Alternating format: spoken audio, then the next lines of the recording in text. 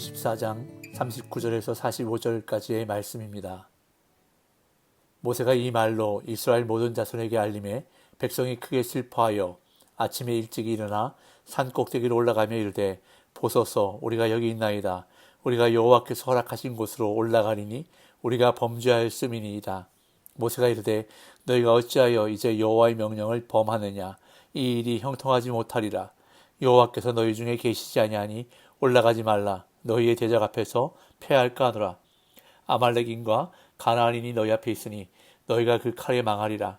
너희가 여호와를 배반하였으니 여호와께서 너희와 함께하지 아니하시리라 하나.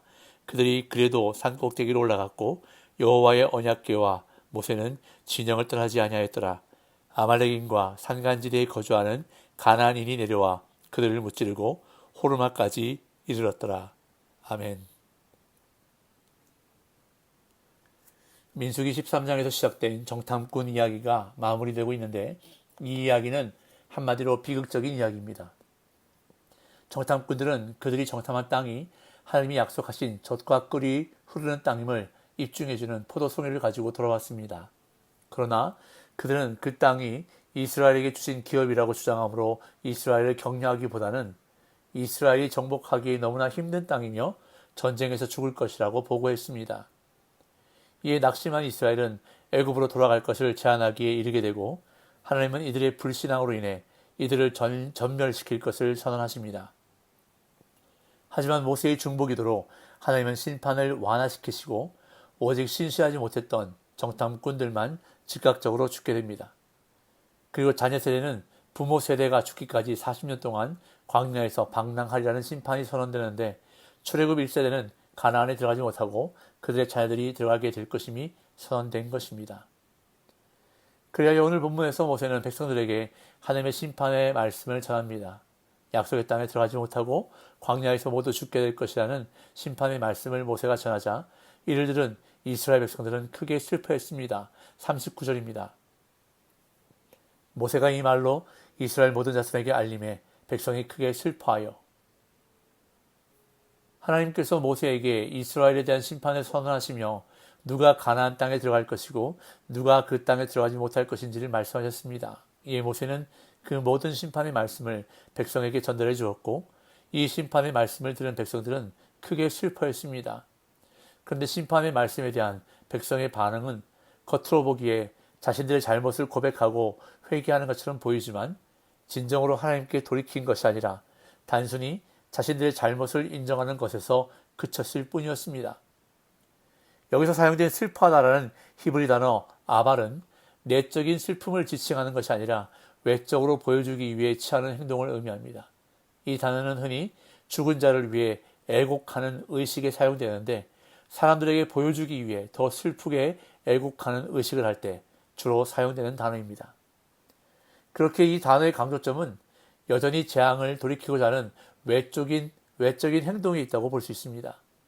이스라엘 백성들은 자신들의 애곡이 하나님의 심판 결정을 바꿀 수 있다고 생각했던 것으로 보입니다. 이 그들은 아침에 일찍 일어나서 하나님의 말씀을 준행이라도 하는 듯이 행동합니다. 40절. 아침에 일찍 일어나 산 꼭대기로 올라가며 이르되 보소서 우리가 여기 있나이다. 우리가 여호와께서 허락하신 곳으로 올라가리니 우리가 범죄하였음이니이다.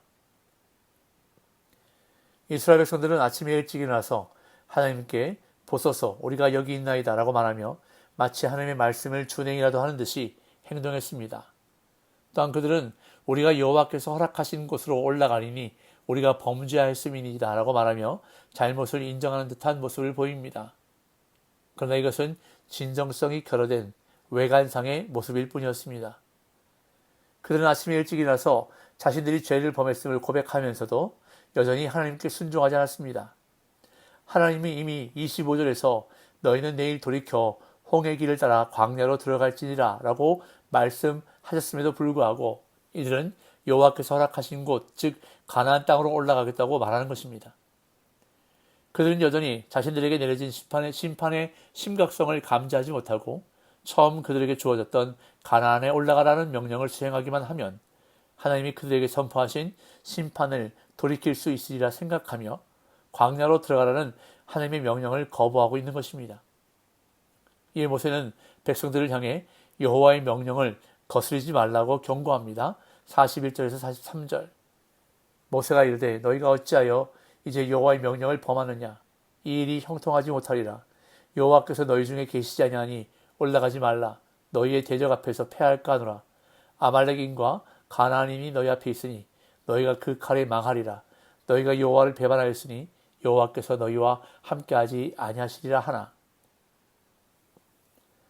모세는 이스라엘 백성들의 계획을 반대하며 말리는데 그들이 그 땅에 올라가겠다는 것 역시 여호와의 명령을 어기는 행위이기 때문입니다. 이 모세는 그들의 군사적인 행동이 성공하지 못할 것임을 말하면서 여호와께서 그들과 함께하지 않을 것임을 분명히 밝힙니다. 여호와께서는 이제까지 이스라엘 가운데 늘 함께하셨습니다. 전쟁에 나갈 때에는 언약궤가 앞장섰고 행진할 때에는 불기둥과 구름기둥이 함께하므로 이스라엘은 하나님의 임재를 눈으로 확인할 수 있었습니다. 하지만 이제 여호와께서 그들의 군사적인 행동에 동참하지 않으실 것이라고 모세는 선언합니다. 일반적으로 이스라엘이 전쟁에 나설 때 정해진 의식이 있었는데 여호와께서 전쟁에 동행하시기 때문에 반드시 지켜야 할 의식이었습니다. 전쟁의 승패는 군사의 많고 적음에 달려있는 것이 아니라 여호와께서 함께 하시느냐 하지 않으시냐에 달려있기에 이스라엘이 전쟁에 나서기 전에 제사장은 이스라엘의 군인들에게 두려워하지 말라고 선포해야 했습니다. 따라서 오늘 본문에서도 이스라엘이 전쟁을 수행하려면 모세와 아론이 앞에 서서 백성을 향해 두려워하지 말고 전쟁에 임하라고 격려해야 합니다. 하지만 모세는 이스라엘의 전쟁을 만류하면서 여호와께서 함께 하시지 않는 전쟁이라고 못 받고 있습니다. 그러면서 모세는 아말렉과 가나안 백성이 앞에 있으니 올라가지 말라고 하면서 적들의 칼에 죽게 될 것이라고 경고합니다. 그런 다음 모세는 다시 한번 여호와께서 너희와 함께하지 아니하시리라 라고 선언합니다. 이렇게 두 번씩이나 여호와께서 함께하시지 않는 전쟁이라고 말했으면 이스라엘은 귀를 기울여야 했습니다. 그들은 슬퍼하며 우리가 범죄하였다고 고백했는데 그것이 진정으로 한 고백이었다면 그들은 모세의 말에 순종해야 했습니다. 그러나 이스라엘 백성들은 모세의 만류에도 불구하고 독단적으로 전쟁을 수행하러 올라갑니다. 44절.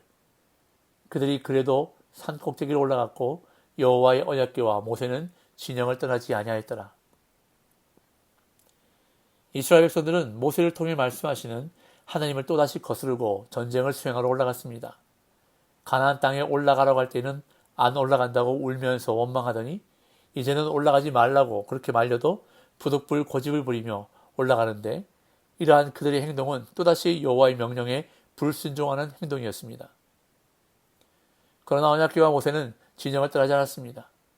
이는 하나님이 저들과 함께 하시지 않았다는 뜻입니다. 결국 하나님이 함께 하시지 않는 이스라엘은 절대 아말렉과 가나안을 이길 수 없었고 그들은 호르마까지 도망할 수밖에 없었습니다. 45절. 아말렉인과 산간지대에 거주하는 가나안인이 내려와 그들을 무찌르고 호르마까지 이르렀더라. 불순종한 이스라엘 백성의 첫 가나안 정복 전쟁은 실패로 돌아갔습니다. 언약궤가 함께하지 않았기 때문에, 즉 하나님께서 그들과 함께하지 않으셨기 때문에 그들은 가나안 족속에게 비참한 패배를 당하고 말았던 것입니다. 하나님은 순종이 있는 곳에 임하십니다. 하나님은 순종하는 자에게 역사하시고 능력을 베푸십니다. 이스라엘의 패배는 군사력이나 전략의 문제가 아니었습니다. 그들의 패배는 믿음의 부족이었고 불순종의 결과였습니다. 이와 같이 전쟁의 승리는 인간적 능력과 열심에 있는 것이 아니라 하나님과의 관계에 있습니다. 그렇기에 인간적인 모든 방법들을 내려놓고 믿음과 순종에 집중해야 하는 것입니다. 오늘 이 하루도 하나님과의 관계에 무엇보다 집중하는 저와 여러분들의 삶 되기를 간절히 소망합니다. 믿음과 순종으로 하나님께서 주시는 승리와 형통을 누리는 복된 날 되시기를 예수님의 이름으로 축복합니다.